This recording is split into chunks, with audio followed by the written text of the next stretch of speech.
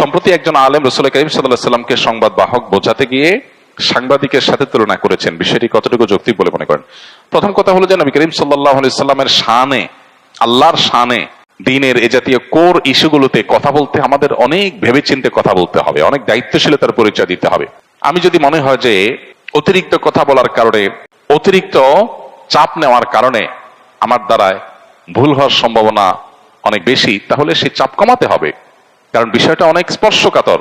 নবী করিম সাল্লাল্লাহু আলাইহি সাল্লামকে সাংবাদিক এটা কোনোভাবে বলা যায় না। তিনি সংবাদ ওহির বাহক ছিলেন, ওহির বার্তা পৌঁছে দিয়েছেন আমাদের কাছে। তিনি রাসূলুন আমিন, তিনি নবী আল উম্মি। তাকে আল্লাহ তাআলা যে সমস্ত উপাধিতে ভূষিত করেছেন, আমরা সেই উপাধিগুলো তাকে দেব। এর বাইরে আমরা নিজেরা কোনো উপাধি যদি দেই যে উপাধিটা তার শানকে ছোট করে, তাহলে সেটা তার শানের খেলাফ, তার শানের সাথে যায় না। মানুষ হিসাবে এরকম স্লিপ অফ টাং বা মানুষ হিসাবে এরকম বলার ভুল যদি আমাদের হয়, সাথে সাথে আমাদের সেটা স্বীকার করে ইস্তিগফার করা দরকার। আমাদের কেউই আমরা ভুলের ঊর্ধ্বে না, আমাদের সবারই কম বেশি ভুল হয়। ভুল হলে সেটা কারেকশন করা উচিত এবং ভুলের রেশিও কমিয়ে আনার জন্য আমাদের খুবই দায়িত্বশীলতা এবং খুবই সচেতনতার সাথে দাওয়া পেশ করা উচিত। আল্লাহ আমাদেরকে তৌফিক দান করুন। প্রচলিত অর্থে যারা সাংবাদিক, তাদের একটা ডেফিনিশন আছে।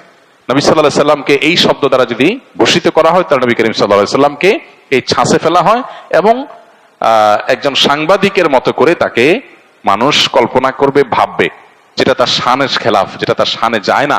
তিনি যে আল্লাহর পক্ষ থেকে পাওয়া প্রাপ্ত সংবাদ বা আল্লাহর পক্ষ থেকে প্রাপ্ত ওহী মানুষের কাছে পৌঁছে দিয়েছেন, এটা প্রচলিত অর্থে সাংবাদিকের সংবাদ পরিবেশন করার সাথে তুলনা করার মতো নয়।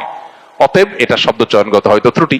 তো এই ত্রুটিগুলো আমাদের যেন না হয় বা কমে আসে, সেজন্য সতর্ক থাকা এবং পাশাপাশি ত্রুটি হলে সাথে সাথে সেটা সংশোধন করা দরকার।